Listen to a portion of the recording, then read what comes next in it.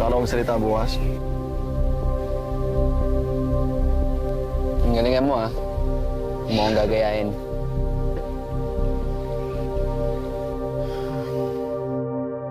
You said earlier that you were just behind PFC Arguelles during the operation. Yes, ma'am. Yet you cannot confirm what PFC Arguelles said. No, ma'am. Nahuli po ako dahil sa bakbakan. Nandun po ako sa likod. Tapos nung nakarating po ako sa kinaroroonan ni PFC Arguelles, nakita ko po doon ang mga Al-Huraji, papatakas na po. And I did not hear their conversation. Is it true that while still under medical leave, PFC Marasigan stayed in your condominium in Manila? Yes, sir. Do you know what he was doing while he was there? No, sir. Is it possible that he was already trying to get in touch with his real family, the Al-Hurajis? Objection, Your Honor. Prosecution is leading. Na-assign ho akong intel officer kasama ng isang sundalo, Your Honor.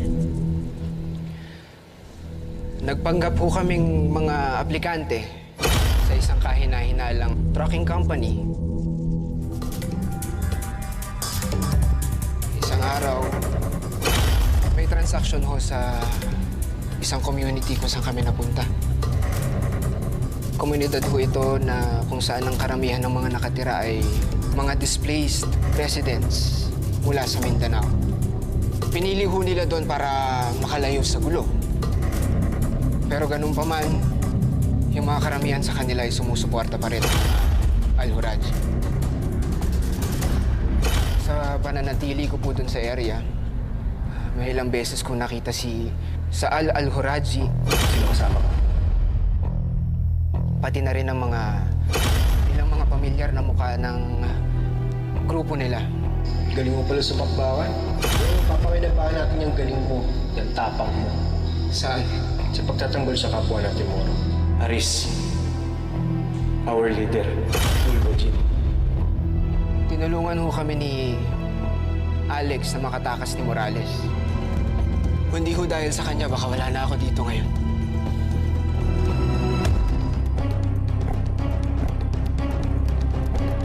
Sa amin hong magtutropa, ako lang ho yung nakakaalam sa mga personal na detalye sa buhay ni Alex.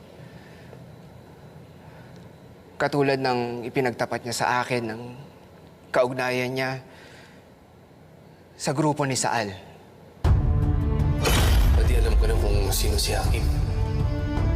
Sino? Ako. Na siya palang nawawalang anak ni Yusef Al-Huraji. Pero ganun pa man, hindi ko kailanman pinagdudahan ang intensyon ni Alex kung bakit siya nandoon. So, you're saying that Alex had to stay with the enemies even until you were caught? But why would Alex do that when in fact he's not part of the intel operations? Isn't that right?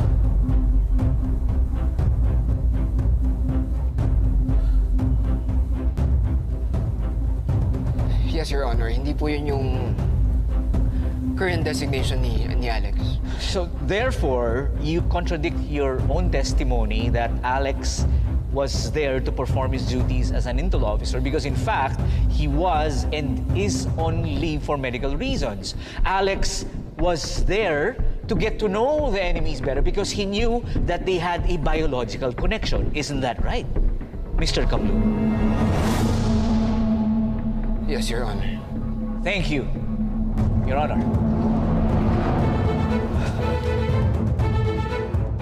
This witness is presented to prove the allegations mentioned in the charge sheet. And before we proceed, may we move that we conduct the direct examination in Filipino so that the witness may better understand and express himself. You may proceed. Thank you, Your Honor.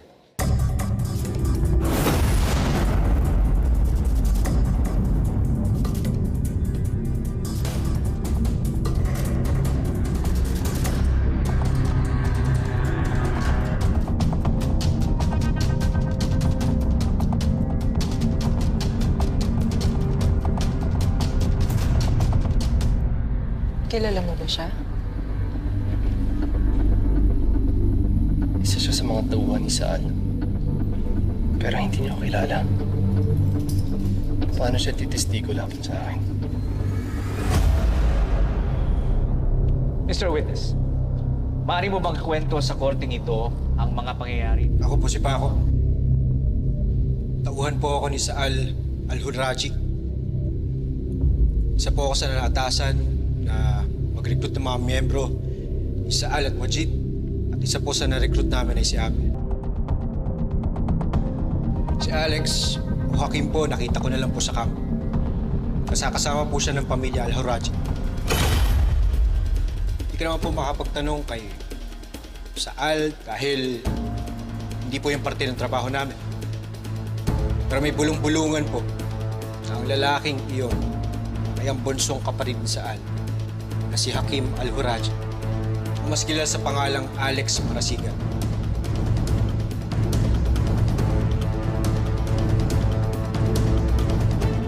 Mr. Witness, naparito ka para patunayan ang bintang sa akusadong si PFC Alex Marasigan. Maaari mo bang ikwento sa korteng ito kung ano yung nasaksihan mo sa pakikitungo ni Hakim o ni Alex sa kanyang pamilya habang siya ay nandun sa kalinga ng mga ito? Malapit po si Hakim kay Yasmin Al-Hurraji, kanya pong ina. Madalas ko rin pong nakikita na magkasama sila ni Amir, ang ampon po nila na parang pamilya na rin po ng mga Al-Hurraji. Napansin mo ba kung nakaposas si Hakim?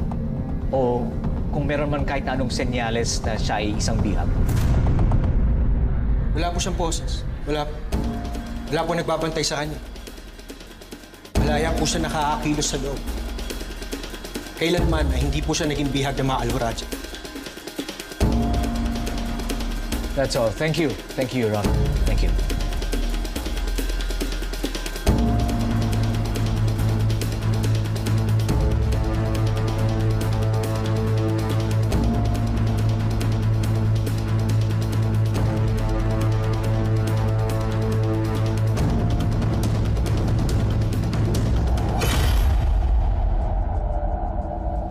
Wala kang maihita sa akin.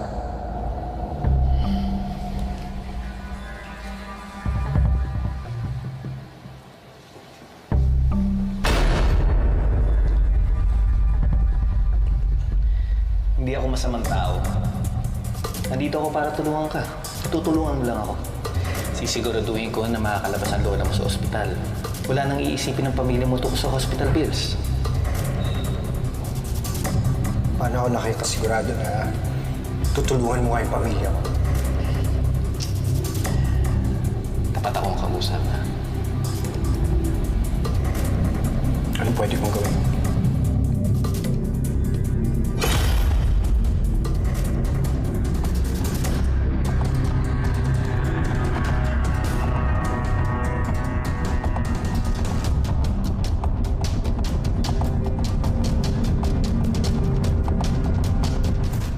We need strong proof to discredit that Paco witness as soon as possible.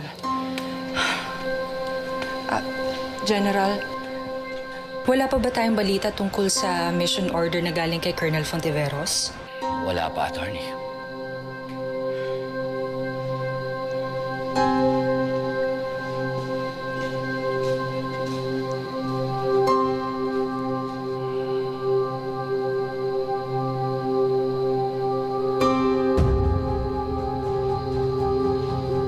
Alex, hindi mo ba talaga siya natatandaan? Hindi ko siya talaga kilala.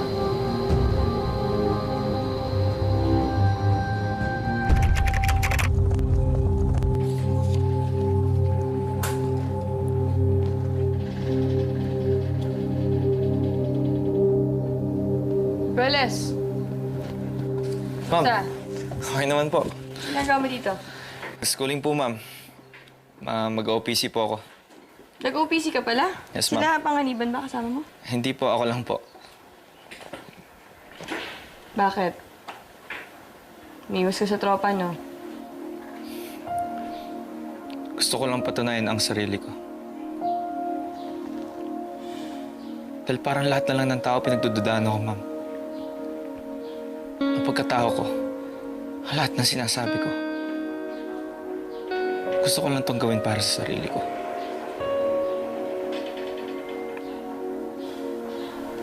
O siya, iwan na kita.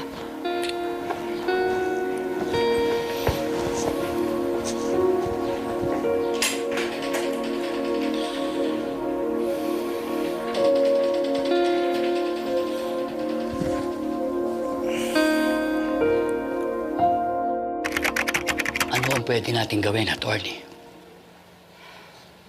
Well, we have to admit na malakas ang testimonya ng kabila dahil sa pako na yon. And this is exactly why I kept telling you before na you have to tell me everything. Kailangan alam ko lahat-lahat para hindi tayo nalulusutan. Attorney, hindi ko talaga kilala si Paco. Well, now we have to find another witness who will assail the credibility of this Paco para malaman ng jury na nagsisinungaling siya. Wala ka na bang ibang maisip na pwedeng maging witness natin? Meron, ma'am. Sino?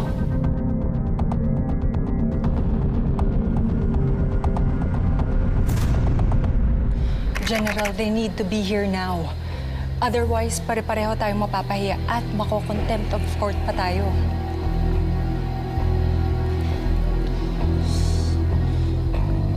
The session will now resume.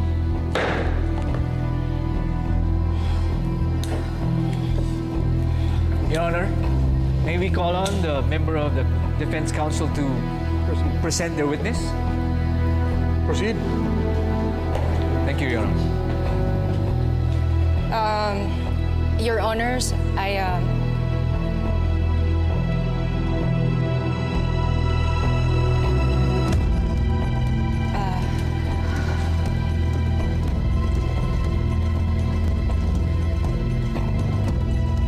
Your Honors, I would like to call on our next witness.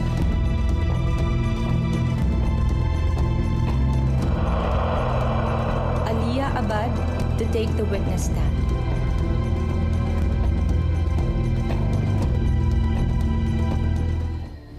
Nagtatrabaho po ako bilang clerk sa isang trucking company nila sa Al. Wala ko kaming kaalam-alam noon na front pala ito ng isang terrorist recruitment hub. Doon ko po nakilala si Paco. Isa sa mga tauhan, doon ko rin po ulit nakita yung kasintahan kong si Abe. Nagulat ho ako na andun pala siya. Nung una, akala ko ho sinusundan niya ako dahil parang ang liit naman nata ng mundo. Isang araw, nalaman ho namin ang totoong operasyon ng trucking company. Hindi ho ako makapaniwala. Noon ko lang naintindihan kung bakit nandun si Abe. Hindi pala para sa akin, kundi dahil isa siyang sundalong nagmamanman ng kinikilos ng kumpanyang pinagtatrabahuan ko. Hinanap ko po si Abe dahil kahit sundalo siya, nag-aalala pa rin po ako sa kanya. Ang alam ko, mag-isa lang siya doon. At kapag nahuli ho siya, sigurado akong hindi siya bubuhayin ng mga halaban. Pero sa paghahanap ko po kay Abe, si Alex po ang nakita ko. Nagkasundo ho kami ni Alex na magkahiwalay hanapin si Abe. Pero huli na ho ang lahat. Nagsimula na ho ang gulo. Doon ko po ulit nakita si Paco. Nangako ho siya na ililigtas niya ako.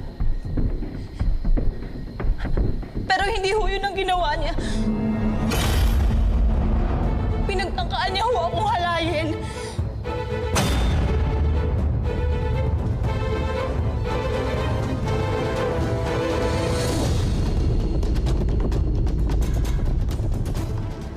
Kaya hindi ho totoo ang lahat ng sinasabi ni Paco. Kung ano man po ang dahilan niya kung bakit na sinabi ang mga yun, siya lamang po ang lubusang nakakaalam. Kung sinasabi mong palaging nagmamadali si Alex pag nakakausap mo siya, ibig bang sabihin nito ay may banta na sa buhay niya? Yes, ma'am. No further questions, Your Honors.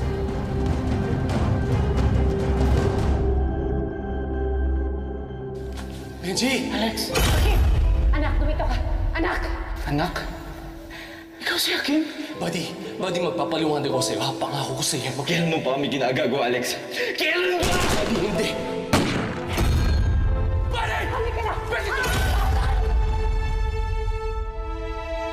Nalikuran na tayo ni Alex, Phil. Kalaban na natin siya. Buddy, hindi totoo yung sinasabi mo. Buddy, nakita ko si Alex. Tinututukan siya ng baril sa Al-Luraji. Ayaw niyang sumakay dun sa van eh. Ano to, Michael? Mali yung nakita ko? Sinasabi ko lang kasi may nakita rin ako. Bakit hindi natin hintayin si Alex sa magpaliwanag? Asan mo si Alex, Michael? Sige, hanapin mo si Alex! Kaya niyo magpaliwanag sa akin! Balita ako sa usapan ng tropa na magkakaiba kayo ng stand sa pagkawala ni Alex. Mukhang lahat sila naniniwalang inosente siya. Basta ako sinasabi ko lang ang totoo. Pero pinipilit nila sa akin na mali ang nakita ko. Sir, ano po to? Application forms para maging officer ka. Para makawala ka rin sa tropa kahit pansamantala. Sir, salamat po. Benji, kalimutan muna natin yung away natin. Sana magkaisa tayo para sa kapwa natin sundalo. Tol, alam mo dyan sa puso mo eh. Nung wala naman talagang kasalanan si Alex. Gusto ko lang sabihin na sana tingnan mo lahat ng anggulo. Hindi yung anggulo na gusto mo lang. Tingnan natin si Alex, parang kapatid na natin yun. Di ba pwede isang tabi mo muna yung galit mo? Wala akong pakialam. Hindi ko kayo kailangan. Well, yes. Gusto ko lang ipaalala sa'yo kung sino mapapahamak pag tinuloy yung ginagawa. Titestigo ka lang kay Alex. Saan yung hawak mo? Hindi ba suhol bayad ang tao dyan? Kaya ako nga tinatanggap tong oportunidad na to para hindi na tayo magkita-kita. Gusto ko lang naman makamit ng hustisya para kay Kuya Olan. Ngayong nakakulong ang kapatid ng taong pumatay sa kanya, masasabi ko bang kahit papaano nakamit ko ng hustisya?